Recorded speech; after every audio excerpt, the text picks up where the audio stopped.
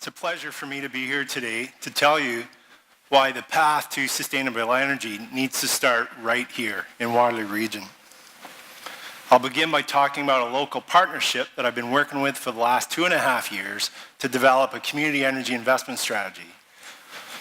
I'll address what that strategy aims to change and where we heard the need for that change from, as well as what will fuel that change, and end with the impact of collaborative implementation.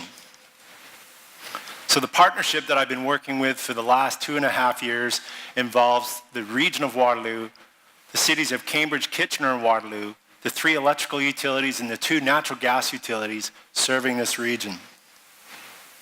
The process we undertook is known as a community energy planning process. More than half the population of Canada now is represented in communities that have gone through or are going through this process to make the transformational change necessary. So we started with a baseline study looking at how much energy we use, what type, and where. That was used to start a dialogue, a local dialogue to find out what the priorities are and what options are available to this community.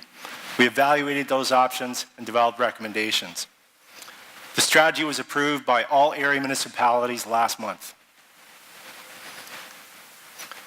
Why would we do this? I'm assuming you can read the bullets on this slide.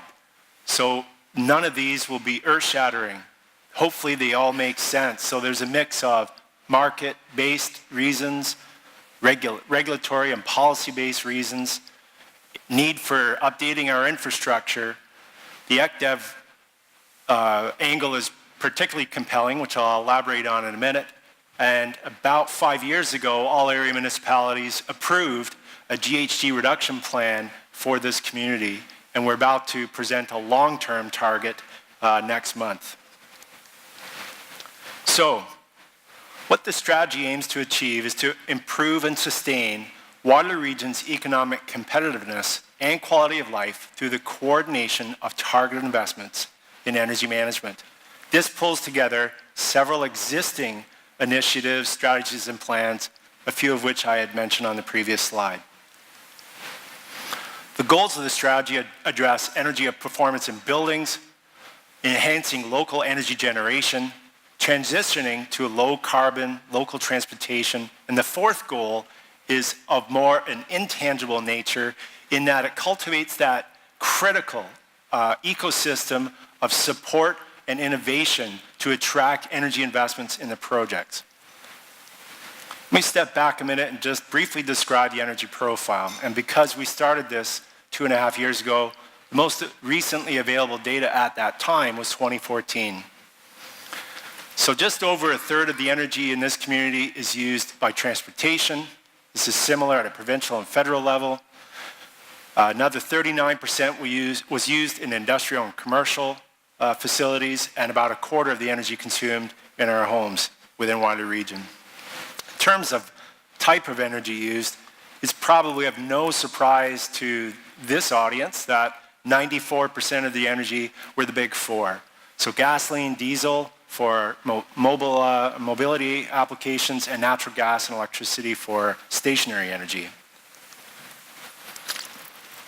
Here's the concerning part with all that. When you look at every single home, every single business, every single employer in the region, over $2 billion was spent in 2014 on energy. And when you consider the sources, 87% of those expenditures left the community. For example, obviously, gasoline and diesel, for example, which makes up half of that expenditure, didn't come from Waterloo Region originally, didn't even come from Ontario originally. They're energy imports. Very little of that stays within Waterloo Region with the retailers. It's a huge hole in our economic bucket. Just providing 10% of our local energy needs within Waterloo Region would keep another $210 million circulating with our economy. But the opportunity is much larger than that, which I'll explain in a minute. So there are some things that are already changing. I could talk to you about the type of building that's being developed. It's probably too much into the weeds for this audience. But our projections, our business as usual projections, are parallel to that the province put in the most recent long-term energy plan released late last year, in that we expect a decline in natural gas consumption and a slight increase in electricity. That's influenced by some climate research that was done for Waterloo Region by the University of Waterloo Faculty of Environment. So over the next 3 or 4 decades, we're expecting up to a 25% decrease in heating degree days and a doubling of cooling days. Obviously, you can see the implications for a decreased need for natural gas and then higher peaks in the summer. We've already seen in some years a tripling of the norm of days above 30 degrees in the summer in very recent years. This is a continuation of a trend both in the winter and summer over the last 20 years. In my spare time, I looked at 70 years of local climate data and recently presented this at the Regional Museum during their wild weather exhibit. But that's on the shoulders of the researchers here at the university. So I'm going to shift a bit to what we heard from the people we spoke to over the last year or two. And we spoke to approximately 100 businesses, the Chamber of Commerce, economic development committees, 500 residents in a statistical sound survey, consulted with a wide variety of nonprofit, public institutions, private sector interests, and investors. Again, I'm not going to read these points. I'll address them over the next few slides. But essentially, what we heard is that people are, if you excuse the expression, pissed off, they want change, and they see opportunity. This is a good thing. That will fuel change. You want those ingredients to fuel change. So on the energy costs, it's quite a lot of evidence pointing that energy, and I'm not speaking just about electricity. This graph is looking at natural gas, fuel, gasoline, a wide variety of energy. The costs for the last almost 20 years have far outstripped the rate of inflation increase. The amount of renewable energy generated in this community while growing is still less than 0.5% of the 78 petajoules that we use every year. So in terms of lowering greenhouse gas emissions and using local energy resources, we've got a lot of room for improvement. In terms of the economic development opportunity, the new Economic Development Corporation that was started a couple years ago, I spoke with their CEO a number of times, and at the beginning he told me that at the C-suite of businesses that he's talking to that already exist here and that are considering locating to a new community, energy costs and reliability are top of mind concerns, and they will go to communities where that's being managed well. The Economic Development Corporation was predicated on their own strategy, which includes things such as ensuring as we grow as a community that there's sufficient infrastructure capacity, but also that it's cost competitive. And then he mentioned the focus on innovation, environment, and targeting new technology employers such as that in green energy. Some of you will know that for the last 5 years consecutively, investment in renewable energy has surpassed that of fossil fuels. When you broaden that to the ill-defined but exciting area of the clean technology sector, it reached $1 trillion in 2014 and is expected to grow to $2.5 to $3 trillion in just a few years from now. Here's the part that concerns me, the bottom bullet. Canada's share of that rapidly expanding sector is less than 1%, yet our share of the global GDP is 2%. Hopefully, other people in the audience feel like I do. That pisses me off. I see the need to change, and I see opportunity. By the way, if we matched our share of the global GDP in terms of our share of that global clean tech sector, the Canadian clean tech sector would be bigger than the automotive sector. So we looked at a number of opportunities. How would we make that change happen here in Waterloo Region? Based on the feedback we heard from 15 months of stakeholder consultation, this was our critical flaw criteria. An opportunity simply did not get further evaluated unless it met at least one of these. I can't list all 22, of the opportunities on this slide, nor is my job here this morning to talk about technology. There's a great lineup of speakers that will get in, really do some deep dives about some exciting technology, but I put a few up here just to give some context. And in terms of an untapped resource, the last bullet is a great one. The opportunities to look at energy from waste lead us to some very sound energy management principles that we should consider when we look at opportunities. Every waste is a resource and almost always can be used more than once. But each waste has a highest or best use value. And this is a really important point that some of you know Tom Rand has talked about locally and in his speaking engagements. He said we have to avoid picking our favorite technology. He calls it energy cultism. You get really latched onto a specific type of energy and then you become a hammer because everything you see is a nail, right? So we have to remember, depending on the application, the energy service needed, that there's a specific energy that has the highest and best use value. That's the way we need to evaluate the opportunities. Waste, energy from waste also enables you to integrate across boundaries. Great example is creating renewable natural gas from local waste resources, injecting it into a pipeline locally, but then you have off-takers throughout Ontario or even in the United States. It doesn't matter where the end use is for that particular approach, which leads to the last point. To look at the markets first. The technologies, there's no shortage of technologies. Technology is not a barrier, in my opinion and others, preventing us to get to sustainable energy. It's understanding the points of entry in the market and being more competitive. So look at who your buyers are of your energy service.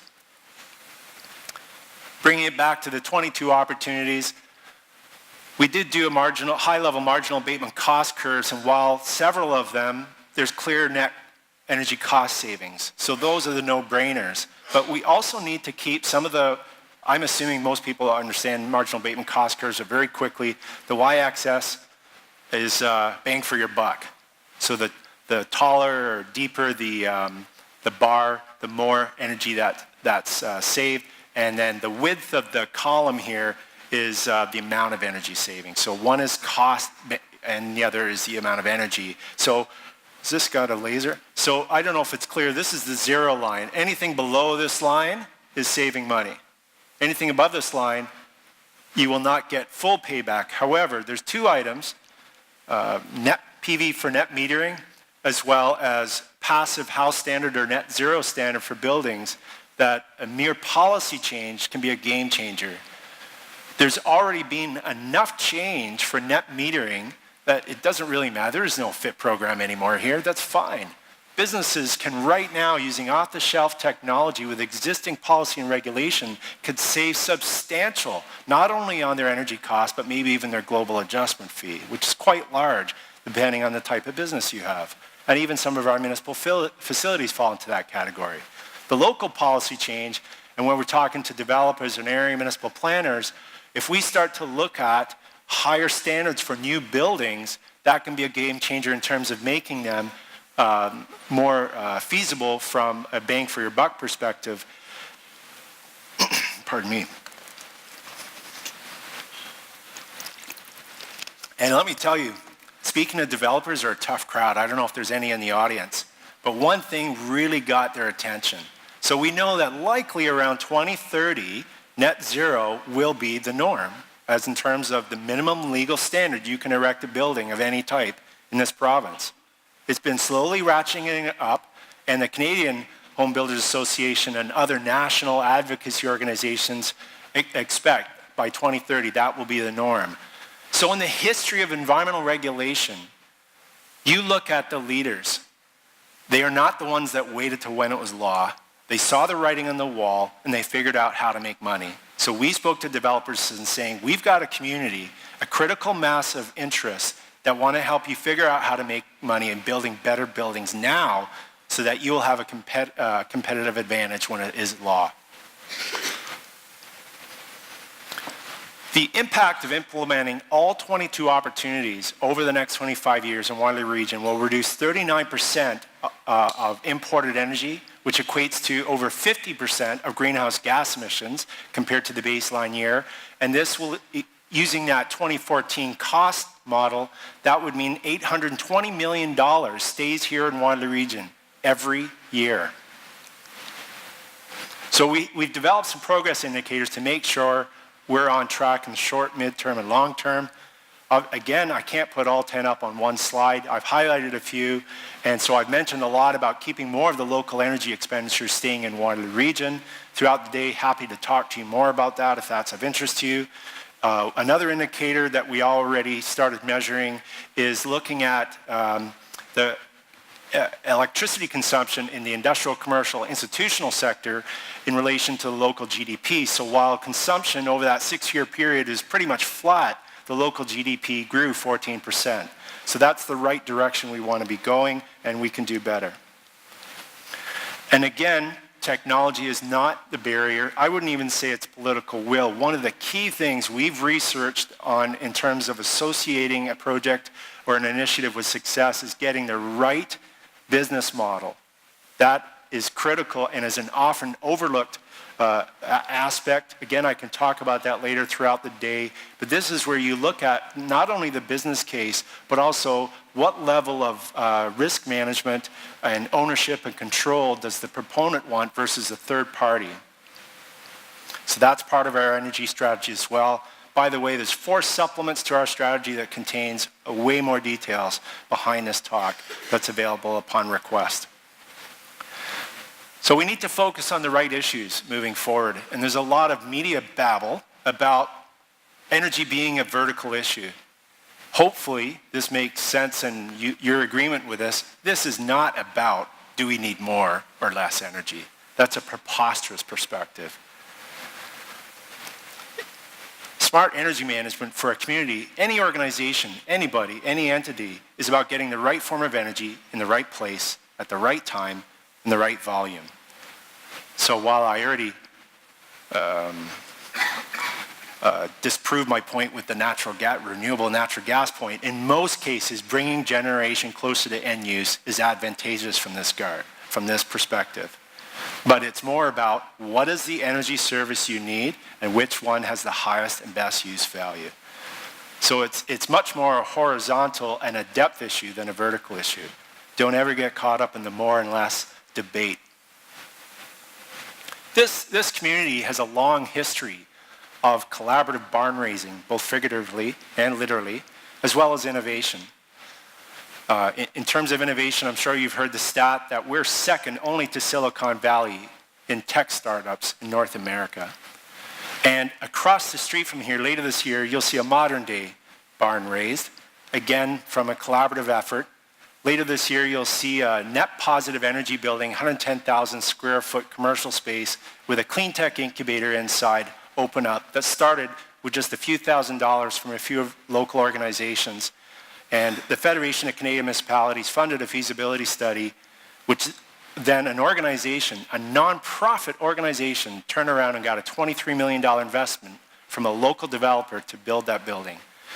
That organization is Sustainable Water Region, and it was their passion and their vision that brought that together.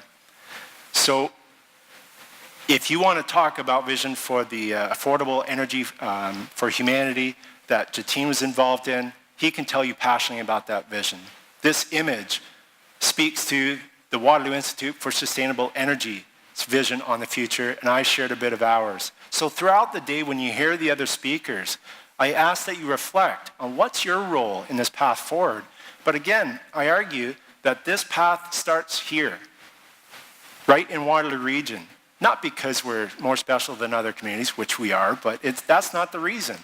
Because you should be having your meetings here, you should be coming back to your labs here, you should be connecting with our accelerators, our incubators, our combination of public and private sector interests that want to play catch up, that go after that market share.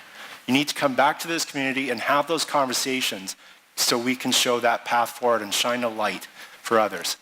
Thank you for your attention.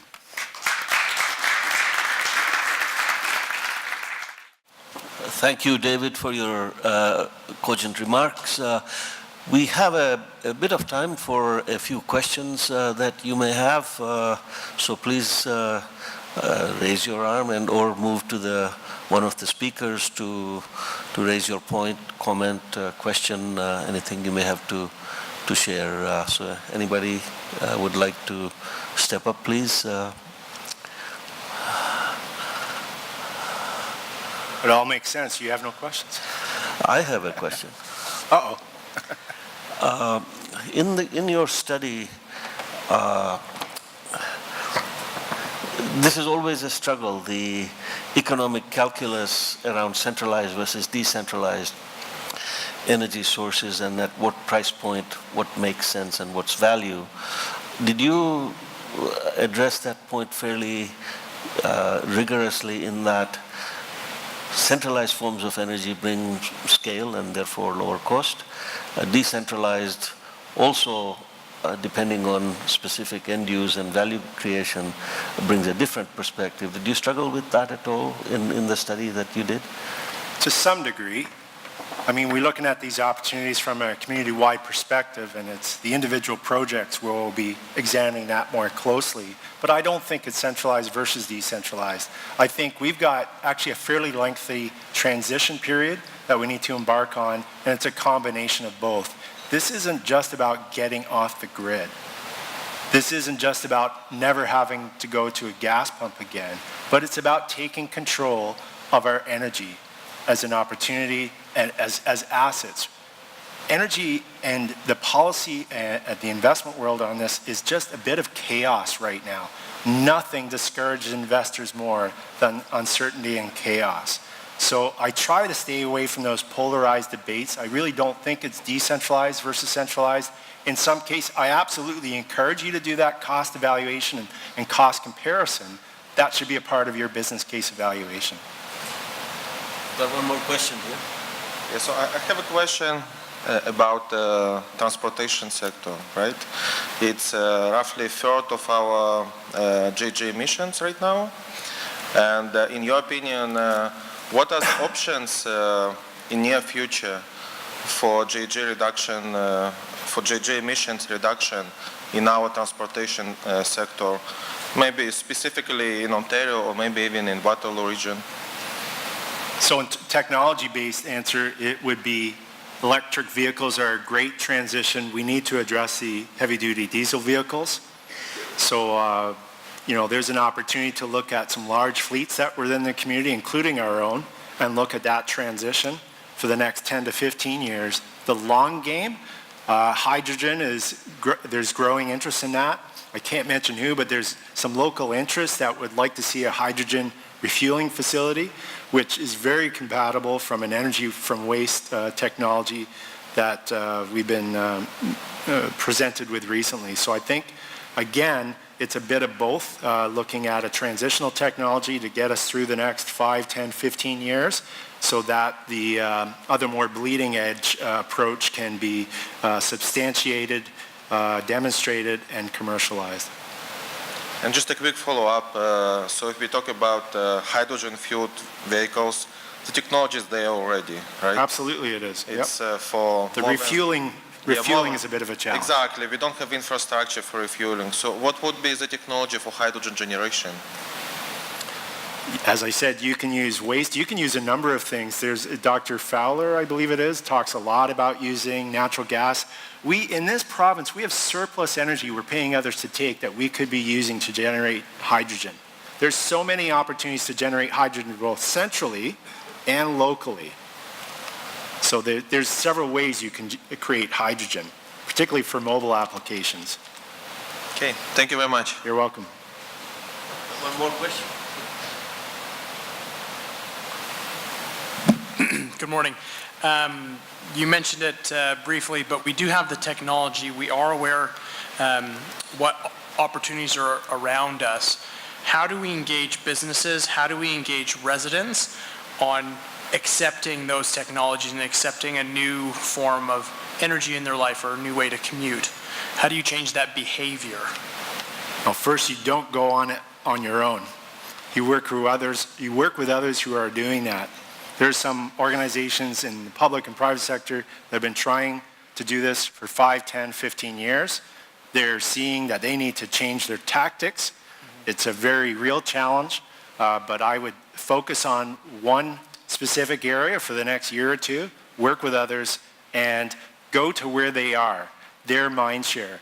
Remember, the public mind share, right or wrong, around energy is that they believe the right election result will solve the problems.